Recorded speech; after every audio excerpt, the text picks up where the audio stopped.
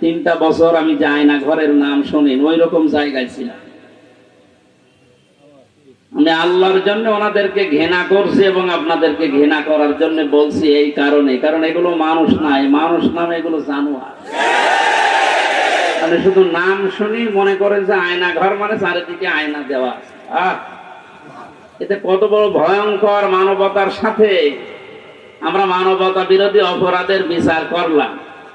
এই ঘরের সাথে যারা জড়িত A to Z প্রত্যেকটা মানবতা বিরোধী অপরাধের শামিল। এর বিচার এখনই করা দরকার।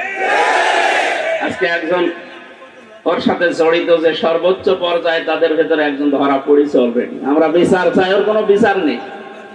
8-10 বছর 12 বছর 14 বছর একটা মাটির নিচের ঘরে, এদিকে 1.5 হাত এদিকে 1.5 হাত। আপনি কি মনে করেন জিন্দা কবর ওইটা? এই কঠিন অবস্থায় যারা মানুষকে ফেলে রেখেছিল, আপনি যদি মেরে ফেলতেন খবর দিয়ে দিতেন যে অমুক মারা গেছে, তারপরও তার স্ত্রীটা বিয়ে করতে পারত, তার ছেলে মেয়ে জানতো যে না মারা গেছে। আপনি ব্যারিস্টার আমান আজমি কি বলে ব্রিগেডিয়ার জেনারেল ব্যারিস্টার আরমান, ওনার স্ত্রীর কাছে আপনি কি জবাব দেবেন বলেন তো?